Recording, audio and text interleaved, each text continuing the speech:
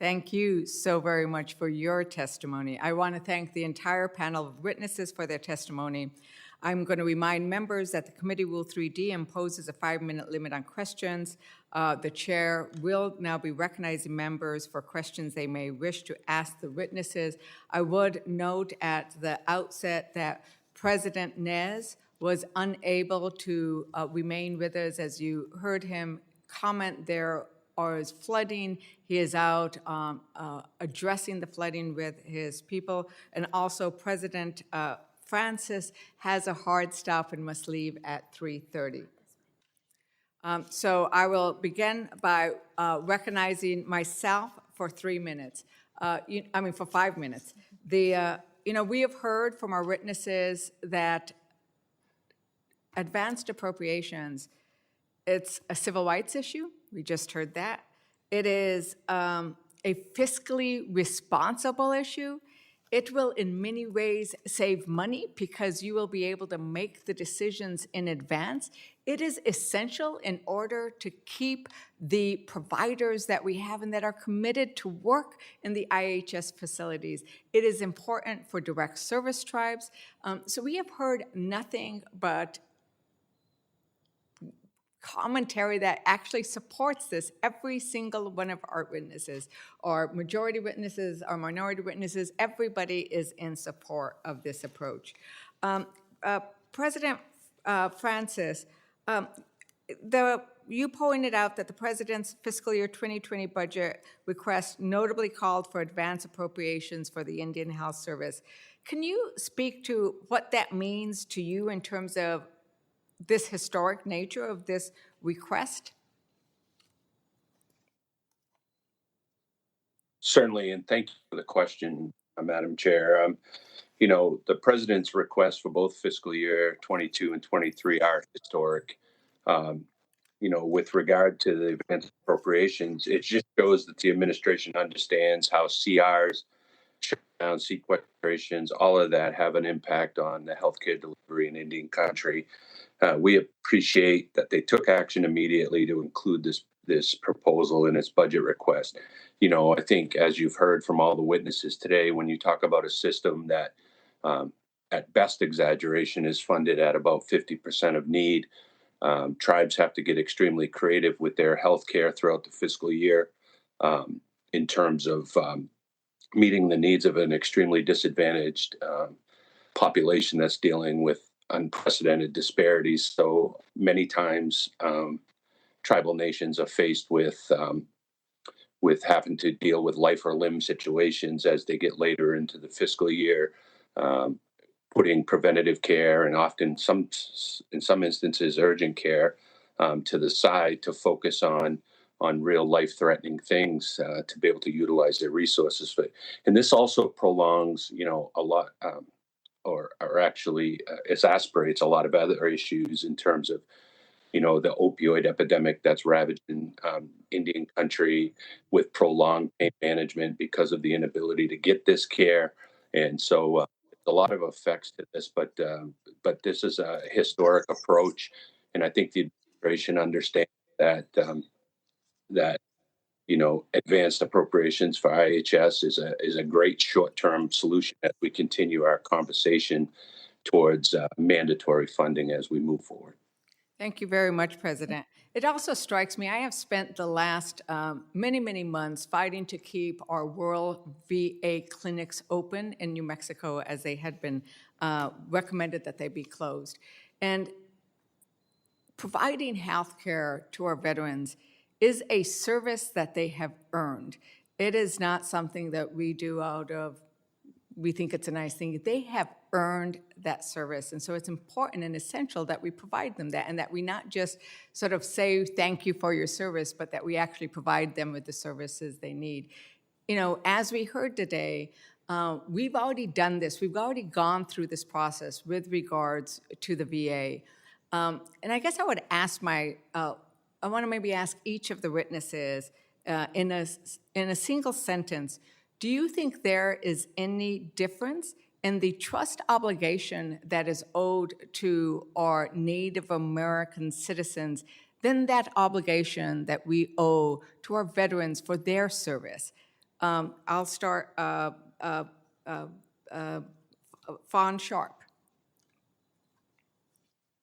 Yes, absolutely. There's a difference. These are promises and commitments made by our ancestors. And when they signed those treaties, they bargained one thing, healthcare for our future generations. And of all the bargains, that's the one thing we don't have. And so to me, it's a commitment that is much different, and there's authority and a responsibility. Yes, it's different. The Honorable Chair Michael Erickson. I'm sorry, I missed part of the question. What was the question? It was the idea that if we owe veterans, which I believe we do, healthcare services, that isn't it very. We also owe the same services to to our Native Americans, but I have run out of time, and I am going to be respectful of the fact that the clock applies to the chair as well. And we will I'll submit those questions in writing. And I would also point out that if anyone has questions for President Nez, we may also submit those in writing. I will now recognize the Ranking Member Obernolte. Well, thank you, Madam Chair, and thank you to all our witnesses. You know, we've heard a recurrent theme throughout this hearing, which is the incredible difficulties that we put on the tribes when we fund IHS through continuing resolutions or through, God forbid, government shutdowns, and the often catastrophic impacts that those decisions that are made here in DC have in Indian country. I found those stories to be incredibly poignant, and my line of questioning is going to explore further some of the things that were in the written testimony from some of our witnesses. So let me start with Chairman Erickson. In your written testimony, you related a story that I just found amazingly tragic and heartbreaking, which is that members of your tribe and even members of your tribal council have been referred to collection agencies as a result of IHS's failure to pay its provider medical bills. Could you tell us more about that situation? Because it's almost unbelievable that we would put you in that situation. Yeah, so it's just ruined people's credit in a lot of cases, you know, even myself included. Even more importantly, it's ruined a lot of our elders who are on a fixed incomes credit, you know, right? So when they're going to apply for things, even like home loans or for a vehicle or whatever it may be, and it, you know, impacts their credit. It hurts them, and it continues to hurt them, right? Because it's not just gets better right away. It takes a while to build your credit back up. And additionally, you know, I just want to talk a little bit about the PRC that you talked about earlier. I think we've really lost some tribal members, and it's probably across the Native country, that just because they haven't gotten the care that they needed, like I talked about, and when I was speaking earlier about not having the access to our providers, you know, we've had people with dental problems that went years without getting those fixes. We haven't had dentists, we haven't had physicians for healthcare. I mean, and one thing I want to question on and just ask or two is make a statement is, from what I understand, if they go through the IHS process, that they're not supposed to go after our personal credit, that is IHS's responsibility, that does not fall on the individual, and they should never even contact the individual to report to their credit. So if that's not something that has been looked at, I would hope that is something that we would look at in the future, because it should not impact from the trust, you know, federal responsibility of IHS. This should not impact our tribal members and affect their credit down the road, and just in general. So thank you. You know what? I think you'll get no disagreement from the dais here, because I know Colville is a direct service tribe, and as a direct service tribe, the responsibility for payment of the service is not on the tribal members, it's on IHS. So, you know, it's a problem that we have to solve. Let me go to Ms. Unok. I found your testimony very compelling. I want to tunnel down on something that you were talking about in your written testimony about the joint venture construction program, where the tribes invest in the development of building facilities, and in exchange, the IHS commits to staffing those facilities. In your written testimony, you were talking about what a disastrous impact continuing resolutions have on the joint venture construction program. Can you elaborate a little bit on that for us? Yes, thank you for the question. An example of an adverse impact on uncertainty with funding in the CR is definitely the IHS joint venture construction program, where tribes invest in the development of building facilities, In exchange, IHS will commit to requesting staffing for those facilities.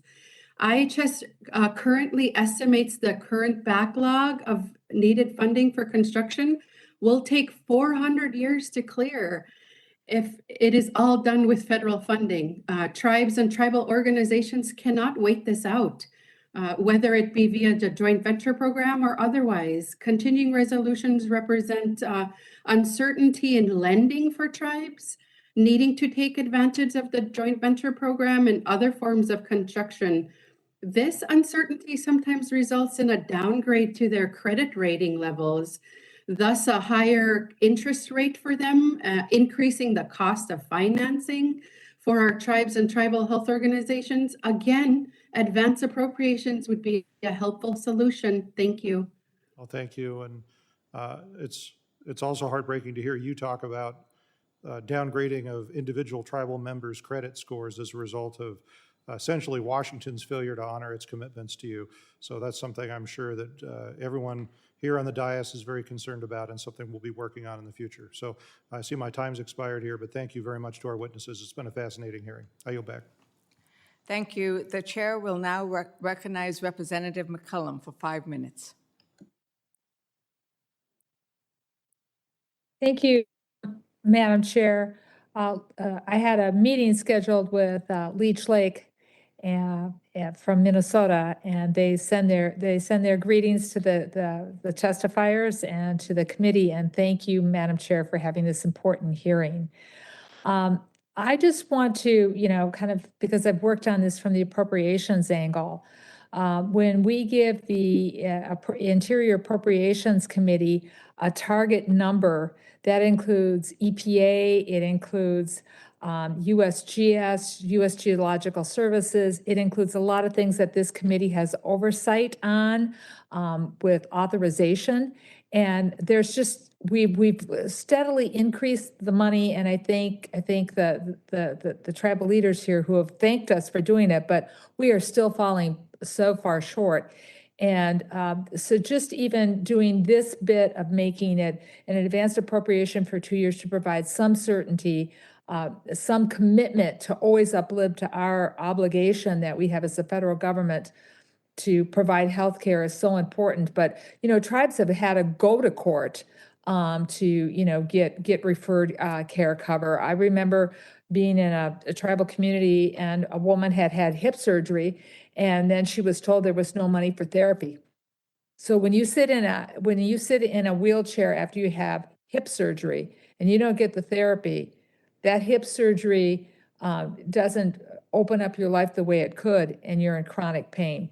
I would just maybe, if people would quickly just maybe give one example of either how the current system contributes to the report Broken Promises, or if you had a federal cost that you never got reimbursed from during the last shutdown or something that you would like to share, just to drive the point home more if we're able to get this bill on the floor and move forward. And I want to thank the gentleman from Montana. Your name's not showing up on my screen, and but you pointed out some really good things that happen with urban care in one part of the conversation, but then you talked about what happens in rural constituencies in Montana. My grandfather was from Montana, so I get that. But I also, maybe you would like to mention how many of your tribal members are also veterans, because we were talking about our obligation to veterans, but tribes serve, tribal enrolled members serve at a greater proportion than any other group does in our armed services. Do you have veterans that kind of, they can't get to a VA system, and then you don't have what they need at IHS?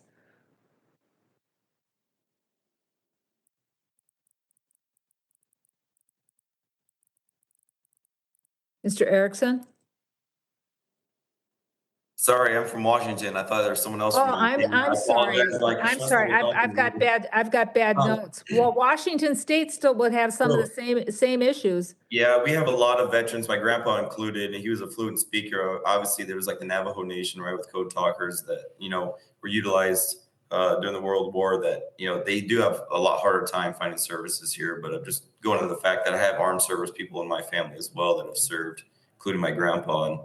And yeah, he had a lot of issues, and he kind of passed away from some of those issues as well, just to elaborate on some, and some was cancer related, but couldn't get seen early enough. And I think it was part of it was a direct result of some of this. So there's not a lot of, being in a rural setting, not a lot of VA services that are provided as it is, right? And so then to have not IHS understaffed and not have enough people to even get them in to see anybody, or not having return calls, all these things affect our elders and affect our veterans and our membership.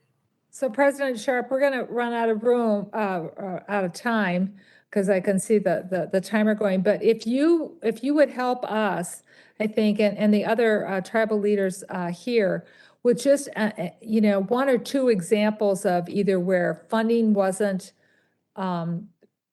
recovered because of the shutdown, or a service that was denied. Because if we take this to the floor, as we can see, the Republicans on this committee are very eager to work in a nonpartisan fashion to address this, but we will have some convincing to do on the floor, unfortunately. And the more stories we can share, the better. And with your role, and Mr. Kirk's role, and Ms. Rosette, and of course, Navajo Nation being such a large representation of tribal members, I think you can tell some very powerful stories for us.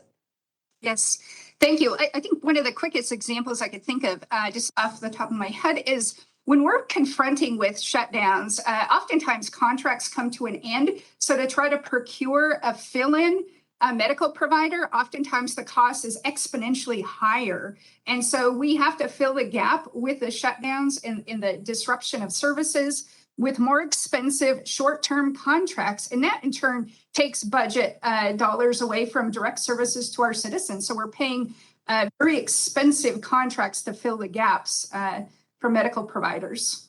Well, thank you, Madam Chair. I know I'm over my time, but please share stories. Thank you, Madam Chair. Thank you. And, I would encourage our witnesses to provide those stories in writing. The chair will now recognize the gentleman from Illinois, Representative Garcia. Thank you, Madam Chair. And of course, to our witnesses and in the second panel. Ms. Rosette, can you share why Congress should pass the Indian Health Service Advance Appropriations Act and why it's so critical for urban Indian organizations? Yes, actually, I gave you part of the answer when I testified as well, as that during the previous shutdown, because there are not advanced appropriations, our facilities, the urban facilities, a lot of them were in dire straits. There were none of them, we were all talking at the time. I know several of them had to shut down, several had to lay off people, several had to cut programs and cut hours.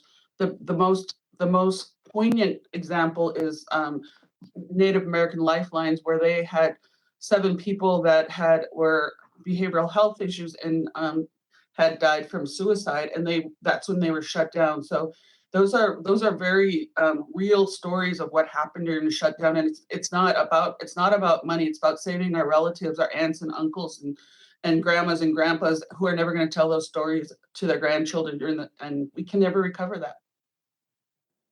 Thank you for driving that point home. You mentioned that your urban Indian organization alone has experienced slow funding disbursements and still has millions of dollars of critical outstanding COVID-19 funding. Can you walk us through what steps and sacrifices you've been forced to take to fill these gaps? Yes, well, it's been about, when the ARPA funds came out, it was over a year and a half ago. We were supposed to get around $12.5 million, and a portion of that, and we've been trying, even before COVID-19, we had planned on building a children and youth services center we had the property and we're trying to build the building. And so part of the money that we've been waiting on is for the construction of that building, which is going to serve our Native kids that they're actually suffering more after COVID-19. And we haven't been able to do that because of the lapse or how long it's taken for the funding to come through. So now we're still waiting on approximately $7 million, but we're trying to get this construction process started so that we can build this building for our kids and their families, and then potentially add more services for the rest of our community. But that's what we've had to do, is wait on providing necessary services for our people. So if I understand you correctly, there's an added urgency as we enter what we hope is the post-COVID-19 period, given everything that people have endured during that time. Absolutely. Thank you very much. I don't have any further questions. I appreciate you being on the panel today, and to all the panelists, of course. Madam Chair, I yield back. Thank you so much. I really do want to thank each of the panelists. I want to welcome, I see President Nez has returned. We just received welcome news. The Senate released its proposed appropriation bill text today. Currently, the base text includes advanced appropriations for IHS, including facilities. So that is the actual issue of today's testimony. I think we're all very pleased. We will work very hard in the House to make sure that we keep that and do whatever we believe will be necessary to continue to support that. The joint ventures, I helped build 2 different joint venture health facilities, and we need to make sure that whether you're doing it through joint venture or whether you are on the priority list, that we get these facilities built and then that we fund them, because it is an obligation that we have. I want to thank everybody who participated today. Thank you, Ranking Member, and for your members' insightful questions. I want to remind everybody that the record,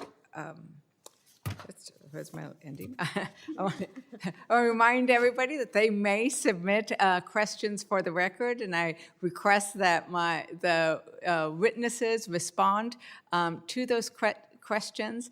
And with that, this hearing is adjourned.